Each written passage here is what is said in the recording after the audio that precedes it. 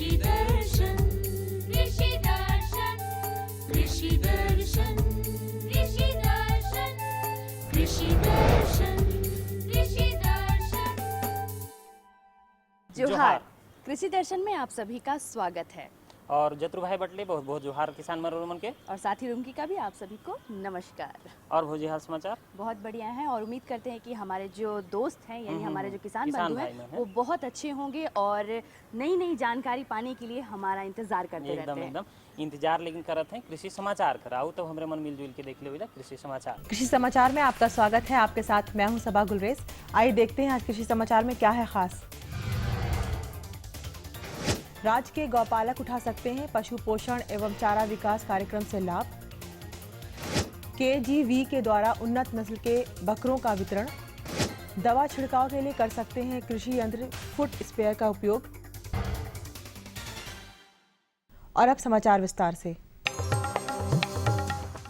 गव्य विकास निदेशालय राज्य पशुपालन विभाग की ओर से झारखंड में पशु पोषण एवं चारा विकास कार्यक्रम चलाया जा रहा है।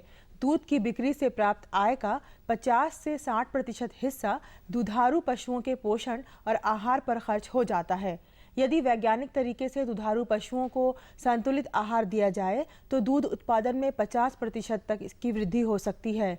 इसी उद्देश्य को ध्यान में रखकर विभाग द्वारा पशुपालकों के बीच अनुदानित दर पर संतुलित पशु आहार का वितरण किया जाता है और 100% अनुदान पर हरा चारा का बीज दिया जाता है। बीते दिनों KGV के और एक्सिस बैंक के सहयोग से आजीविका संवर्धन कार्यक्रम के तहत विभिन्न पशुपालकों के बीच उन्नत नस्ल के बकरों का वितरण किया गया। इस कार्यक्रम में सरायकेला, खरसावां जिले के राजनगर के 50, अनगढ़ा के 10, बुढ़मू के 13 और पतरातू के 31 समूहों के बीच बकरे और बकरियों का वितरण किया गया। किसान भाई, अगर आप गेहूं फसल की कटाई करने जा रहे हैं तो कोशिश करें कि पौधों को जमीन से सटा कर काटें ताकि खेत में पौधों का बचा हुआ ठूंठ कम से कम रहे। इससे अगले फसल की खेती के लिए खेतों की तैयारी करने में आसानी होगी। जो किसान हसुआ से गेहूं फसल की कटाई करते हैं तो कई दफा जाने अनजाने जड़ या जमीन के काफी ऊपर से पौधों को काटते हैं।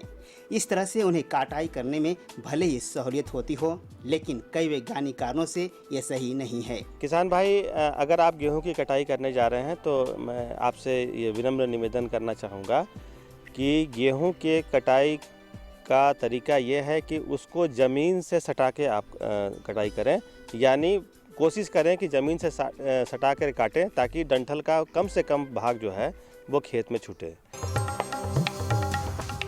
राज्य के किसान औषधीय पौधा सर्पगंधा की खेती करके अच्छी आय प्राप्त कर सकते हैं। बिरसा कृषि विश्वविद्यालय में सर्पगंधा की अधिकाधिक उपज देने वाली किस्में उपलब्ध हैं। इस संबंध में कृषि विशेषज्ञ बताते हैं। झारखंड में जो भी किसान भाई सर्पगंधा की खेती करना चाहते हैं उनसे ये अनुरोध है कि वो RS1 वैरायटी की ही खेती करें और इसकी बीज मात्रा जो है हमारे बिरसा कृषि विश्वविद्यालय में मौजूद है। जो भी किसान भाई इच्छुक हैं वो कृपया निदेशक अनुसंधान या निदेशक प्रसार शिक्षा कहीं आप संपर्क कर सकते हैं और आपको ये बीज उपलब्ध कराई जाएगी। फुट स्प्रेयर ऐसा कृषि उपकरण है जिससे दवा छिड़काव करने के लिए पैर से दबाकर पंप किया जाता है। किसान इसका उपयोग खेतों, फुलवारियों और बगीचों में कर सकते हैं। इस उपकरण से करीब 4 से 6 मीटर लंबे पेड़ पौधों पर दवा छिड़कने का काम किया जा सकता है। इसमें आवश्यकता अनुसार 1 या 2 निकास नली लगाई जा सकती है। और अब बारी है एक सफल किसान से मिलने की, तो आइए चलते हैं किसान के गांव। चलिए मिलते हैं उस किसान से जिन्होंने ये साबित कर दिया है कि संसाधनों की चाहे कितनी भी कमी क्यों न हो, किसान ठान ले तो अपने कृषि कार्य में आने वाली मुश्किलों का हल जरूर निकाल सकता है और अच्छी उपज भी हासिल कर सकता है। इन्होंने इस संभावना को संभव करके दिखाया है, यही इनकी खासियत है। हम पहले फूल का खेती करते थे NHM के तहत। उसके ज़रिए हम राजस्थान गए ट्रेनिंग के लिए, सब्जी खेती के लिए। वहाँ जाने के बाद हमको वहीं मिले दिनेश जी, उनसे प्रेरणा मिली कि ड्रिप लगाओ, मल्चिंग करो और खेती करो। उससे हमको पहले 50,000 का मुनाफा होता था एकड़ में, अब 2 से 2.5 लाख रुपया, 3 लाख रुपया का मुनाफा होता है हमको। और अब एक नज़र राज्य के 5 प्रमुख शहरों के मौसम के मिजाज पर।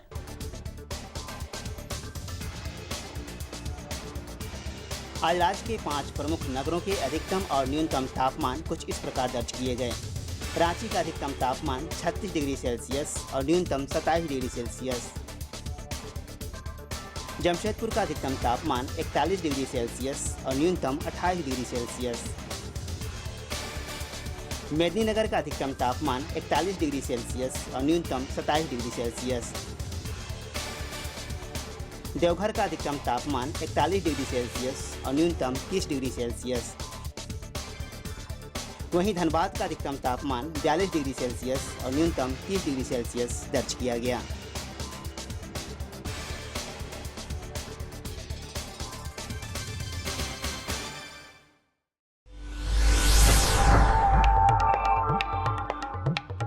और अब मंडी भाव में आइए नजर डालते हैं अनाजों के भाव पर। आज कृषि उत्पाद बाजार समिति पंडा रांची में विभिन्न खदानों के थोक भाव कुछ इस प्रकार दर्ज किए गए। चावल मोटा 2200 रुपये से 2300 रुपये, चावल मध्यम 2400 रुपये से 2600 रुपये, चावल उत्तम 3500 रुपये से 3600 रुपये, गेहूँ 1700 रुपये से 1800 रुपये, चना 3300 रुपये से 3400 रुपये, दाल अरहर 5500 रुपये से 6400 रुपये, दाल मसूर 4800 रुपये से 5000 रुपये, दाल चना 4200 रुपये से 4400 रुपये, सरसों तेल 9100 रुपये से 9400 रुपये, चीनी 3400 रुपये से 3500 रुपये, आलू 1300 रुपये से 1400 रुपये और प्याज 1000 रुपये से 1200 रुपये प्रति क्विंटल रहा। कृषि समाचार में आज इतना ही। अगले दिन अगले अंक में फिर मुलाकात होगी कुछ ताज़ा तरीन खबरों के साथ। तब तक के लिए दीजिए इजाज़त। नमस्कार, जोहार। तो अभी आपने देखा कृषि समाचार, जिसके तहत ढेर सारी जानकारियां हमने आपको दिलाई है। उसके साथ ही आपने मौसम के मिजाज के बारे में जाना, मंडी का क्या भाव रहेगा इसके बारे में भी आपने जान लिया। एकदम किसान मन देखो, जानकारी तो हमरे मन कर कार्यक्रम में भरल पुरल है, लेकिन ये जानकारी कर दौर हमरे मन शुरू करब, लेकिन उगत से पहले एक छोटा सा विराम। ये लो और बताओ। बस। अरे ये क्या भैया जी, बस इतनी सी रासायनिक खाद? किसानी छोड़ रहे हो क्या? किसानी नहीं, नादानी छोड़ रहे हैं। मिट्टी की जांच कराई है। अब तो लालाजी जितनी जरूरत है उतने ही उर्वरक खेत में डालेंगे। हाँ, किसान भाई आज ही अपने जिले की नजदीकी भूमि परीक्षण प्रयोगशाला में मिट्टी की जांच जरूर करवाएं और मिट्टी में पोषक तत्व, नमी व पौधे के विकास को देखते हुए केवल जरूरत के अनुसार ही पोषक तत्व डालें। और हाँ, मिट्टी में गंधक, जस्ता, बोरोन जैसे सूक्ष्म पोषक तत्वों का पता लगाना भी न भूलें। उर्वरक और जैविक खाद के सही उपयोग से भूमि का उपजाऊपन बनाए रखें, उत्पादकता बढ़ाएं, खर्चा घटाएं और बहुमूल्य विदेशी मुद्रा बचाने में भी सहयोग दें। और हाँ, धीमी गति से नाइट्रोजन उपलब्ध कराने वाले उर्वरकों जैसे नीम लेपित यूरिया को प्राथमिकता दें और यूरिया का पत्तों पर छिड़काव करें। अरे वाह, तू तो सचमुच समझदार हो गया रे। अधिक जानकारी के लिए संपर्क करें जिला कृषि अधिकारी या किसान कॉल सेंटर। खुशबू की फुहार में, स्वाद की बहार में, तरक्की की तानों में, खिलती मुस्कानों में, हरे भरे पौधों में, बड़े बड़े सौदों में, मधुर भिनभिनाहट में, खुशियों की आहट में। NHM बागवानी मिशन, हमारी चाहत, आपकी मुस्कुराहट। विराम के बाद फिर से आप सभी का बहुत बहुत स्वागत है और अब बढ़ते हैं हम अपनी जानकारी की तरफ। एकदम तो आज की जो हम पहली वाली जानकारी लेकर आए हैं वो है काल मेघ के विषय में। मतलब किसान मन देखो, हमरे मन का जो झारखंड परिवेश है, इकर में क्या है कि हमरे मन बहुत तरह कर खेती बाड़ी काम करेला, जैसे कि सब्जी कर खेती करत ही, अन्न कर खेती करत ही, साथ में औषधि पौधा कर भी यहाँ प्रबल संभावना है। जी हाँ, तो किस तरह से हम काल मेघ का जो नर्सरी में जो पौधा लगाते हैं उसकी किस तरह से देखरेख करते हैं और वैज्ञानिक विधि से उसका क्या, जी हाँ, वो आज हम आपको बताने वाले हैं। तो देखो, हमारे मन फटाफट जानकारी कर लेवत थी डॉक्टर जय कुमार से। किसान भाइयों, कृषि दर्शन कार्यक्रम में हम हमेशा से आपके लिए नए नए विषयों की जानकारी लेकर उपस्थित होते हैं। आज के अंक में हम आपको काल मेघ की नर्सरी की देखभाल और काल मेघ के उपयोग, उसकी विस्तृत जानकारी के विषय में जानकारी देंगे और इसके लिए हमारे साथ मौजूद है विशेषज्ञ डॉक्टर जय कुमार। डॉक्टर साहब, किसान भाई को सबसे पहले ये बताइए कि काल मेघ बहुत लोग जो नहीं सुने, बहुत किसान भाई इसके बारे में नहीं जानते हैं, तो सबसे पहले ये बताइए कि ये होता क्या है, इसके बारे में विस्तृत आप जानकारी दें। जी, ये जो काल मेघ है ये भारत के जो उष्ण कटिबंधीय जो क्षेत्र हैं, हमारे मैदानी भागले से हिमालय की पहाड़ियों तक और दक्षिण के पठारों तक पूरे भारतवर्ष में पाए जाने वाली एक बहुमूल्य औषधीय पौधा है, जिसे झारखंड में काफ़ी सारे लोग इसे चिरैता के नाम से जानते हैं। लेकिन मैं ये यहाँ पे बता दूं कि चिरैता नहीं होता। चिरैता हमारे झारखंड में पाया ही नहीं जाता। ये ऊंची पहाड़ियों में, हिमालय की ऊंची पहाड़ियों में पाया जाता है। इसे कालमेघ, ये हमारे झारखंड में जो पाई जाती है वो कालमेघ। ये कालमेघ जो है यकृत और प्लीहा, जो स्प्लीन और लीवर का जो प्रॉब्लम है, और ख़ास करके जो हमारे जो ब्लड प्यूरीफायर यानी खून को साफ करने की बहुत ही बेजोड़ औषधि है। ये पौधा काफ़ी ज़्यादा उपयोगी है हमारे यकृत, हमारे लीवर, हमारे खून के विकार के लिए, हमारे स्किन के इन्फेक्शंस के लिए, इन सारे चीज़ों में। और ये भी देखा गया है कि डायबिटीज़ में भी ये पौधा काफ़ी ज़्यादा उपयोगी है। ये पौधा सामान्य रूप से झाड़ीनुमा पौधा है जो लगभग 60 से 100 सेंटीमीटर तक लंबा होता है। बहुशाखीय होता है, शाखाएं इसमें काफ़ी ज़्यादा होती हैं। और इसकी जो पत्तियां जो हैं वो गहरी हरी रंग की होती हैं और बीज जो हैं थोड़े भूरे रंग के होते हैं, अंडाकार भूरे रंग के होते हैं। और औषधीय दृष्टि से काफ़ी कम समय में यानी 4 से 5 महीने में आप इस फसल को उपजा सकते हैं और काफ़ी ज़्यादा आर्थिक दृष्टि से ये पौधा काफ़ी उपयोगी है। इसकी खेती करने में कोई ख़ास डिफ़िकल्टी नहीं है। डॉक्टर साहब, आगे ये बताइए किसान भाइयों को कि काल मेघ का उपयोग किसान भाई कहाँ कहाँ कर सकते हैं।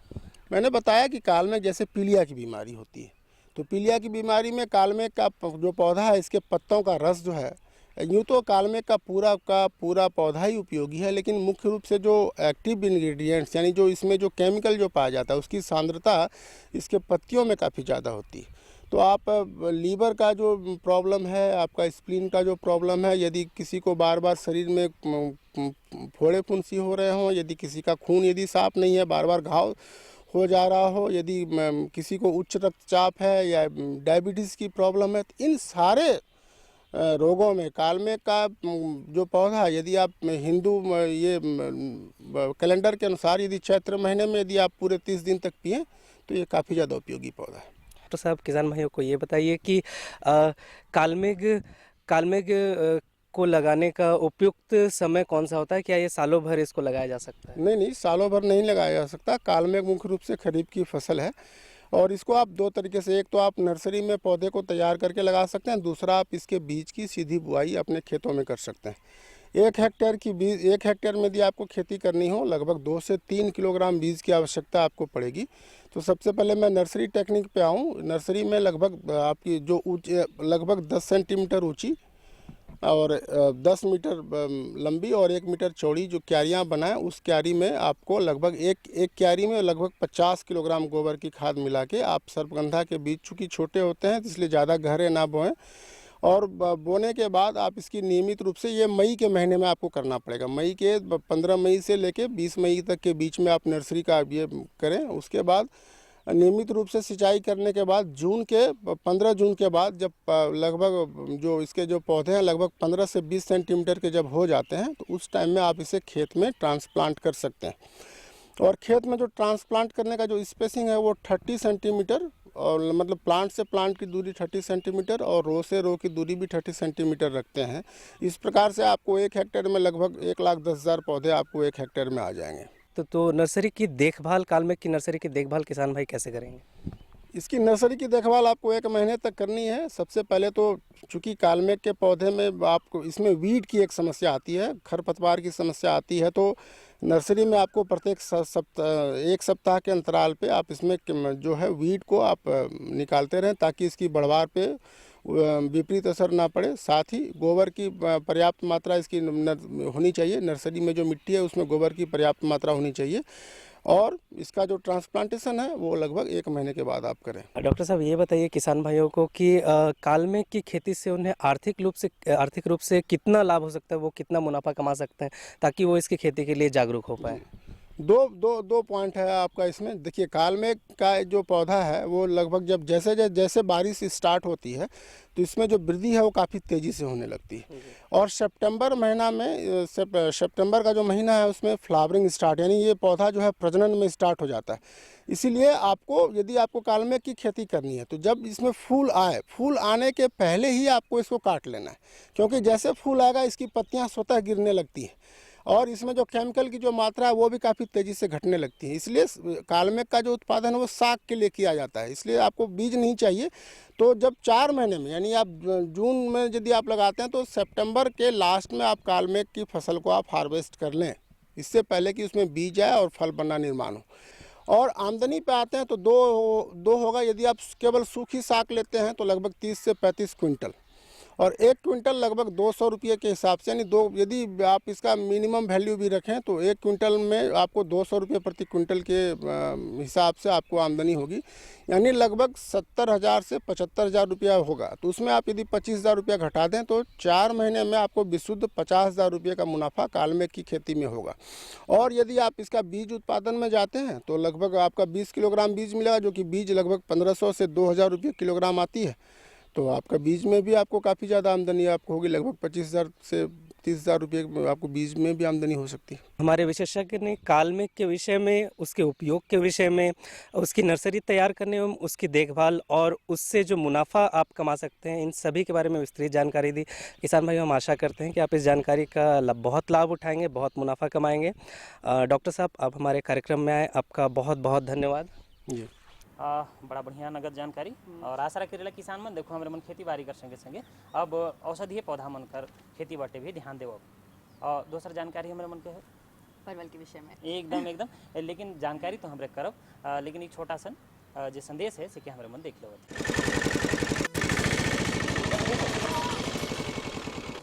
प्रणाम मास्टर जी। हाँ, प्रणाम प्रणाम। क्या बात है बिरजू, बहुत उदास नजर आ रहे हो। हाँ, शहर कमाने जा रहा हूँ, नहीं तो खाऊंगा क्या। मगर तुम्हारे पास तो काफी जमीन है। मगर सब बेकार मास्टर जी। बरसात में भगवान भरोसे थोड़ा बहुत खेती हो जाता है, बाकी दिन तो खेत पड़ती ही रहता है ना, और खेतों को तो भरपूर पानी चाहिए। अरे बिरजू, पानी खेतों को नहीं फसलों को चाहिए। मतलब ये कि सूक्ष्म सिंचाई विधि अपनाकर यदि सिंचाई की जाए तो 30 से 50% पानी की बचत की जा सकती है। सूक्ष्म सिंचाई पद्धति ये क्या है? सूक्ष्म सिंचाई पद्धति यानी टपक विधि या स्प्रिंगवेल सिस्टम। मगर देखो बिरजू, अगर मगर कुछ नहीं, किसानों के लिए सरकार के द्वारा अनुदान और बैंक ऋण की सुविधा भी उपलब्ध कराई जा रही है। सच 100% सच। और खुशियों की गारंटी।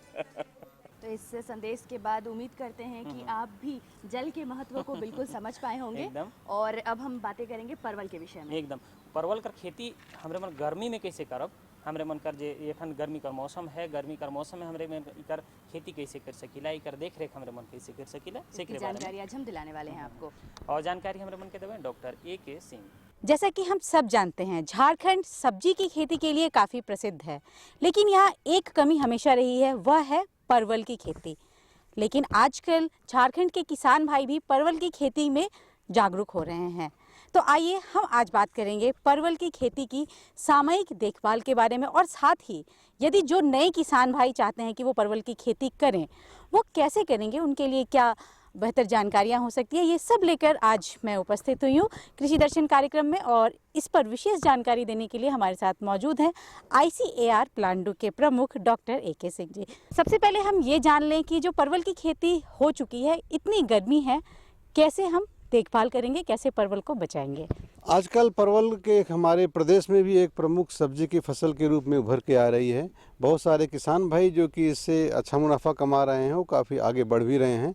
अभी गर्मी का मौसम है, जो कि ये भी बेल वाली सब्जियों के समूह की एक प्रमुख सब्जी है। और अभी तापक्रम चूँकि काफ़ी बढ़ा हुआ है, करीब अभी 39-40 डिग्री सेंटीग्रेड के आसपास पारा हमारा गर्मी का पहुँच रहा है। इसलिए किसान भाइयों को सबसे पहले तो इसमें सिंचाई की देने की बहुत ही आवश्यकता है, क्योंकि गर्मी के मौसम में ही इसमें फूल और फल लगते हैं। अभी ये चूँकि इसकी सब्जी की फसल एक बार बरसात में काफ़ी फूल बड़े पैमाने पे आता है, और अभी फरवरी मार्च जैसे ही तापक्रम बढ़ता है इसमें नए फूल और शाखाएं बढ़ना शुरू हो जाती हैं। तो किसान भाइयों, सबसे पहली आप प्राथमिकता रहेगी कि आप अपने परवल की फसल में पानी की व्यवस्था रखें। पानी चूँकि हमारे झारखंड प्रदेश में बहुत कम है, मात्र 13% क्षेत्र ही सिंचित है, इसलिए हम लोगों ने जो प्रयोग यहाँ पे किया है और हम लोग किसान भाइयों को सलाह भी दे रहे हैं कि टपकन सिंचाई विधि से अगर सिंचाई करेंगे तो कम पानी में अधिक क्षेत्रफल में सिंचाई हो पाएगी और आपकी पैदावार भी भरपूर होगी। तो आइए हम ये भी जान लें कि जो नए किसान खास करके आप परवल लगाएंगे वो कौन सी किस्मों का चुनाव करेंगे? जो किसान भाई आज की हम लोगों की बातचीत से परवल लगाने के लिए उत्साहित होंगे या सोचेंगे, उनके लिए हमारे केंद्र से सबसे 2 प्रमुख किस्मों का विकास हम लोगों ने किया है। एक है स्वर्ण रेखा, एक है स्वर्ण अलौकिक। स्वर्ण रेखा किस्म के फल जो है धारीदार होते हैं और स्वर्ण अलौकिक किस्म के फल हल्के हरे रंग के बिना धारी के होते हैं। दोनों किस्में का उत्पादन करीब 250 से 300 क्विंटल प्रति हेक्टेयर है। इसके अलावा हम लोगों ने एक तीसरी किस्म का भी विकास इस अनुसंधान केंद्र पे किया है, वो स्वर्ण सुरुचि। ये भी हल्के हरे रंग के इसके परवल की किस्म है। इसकी भी खेती करने की सिफारिश किसान भाइयों को हम अपने झारखंड प्रदेश में कर रहे हैं। और अगर लगाने की बात सोचें तो बता दें, लतर के द्वारा इसका प्रवर्धन होता है और किसान भाई जो कि फरवरी में भी लगा सकते हैं और बरसात में भी लगा सकते हैं। तो जो किसान भाई बरसात में लगाने को सोचेंगे उनको अभी 3-4 महीने इंतज़ार करना पड़ेगा, और जब बरसात वाली फसल जो है समाप्त होने के कगार पे आती है कोई सितंबर अक्टूबर के महीने में, उस समय क्या करते हैं, इस लतर से जो है नए पौधे तैयार करते हैं और खेत में लगाते हैं। बरसात के वक्त में जब हम लगाएंगे तो मिट्टी की तैयारी कैसे करेंगे? और क्योंकि उस वक्त बारिश होगी तो फसल की जो व्यवस्था होगी, क्या पानी उसे खराब कर देगा या पानी की एक समुचित व्यवस्था की आवश्यकता होगी?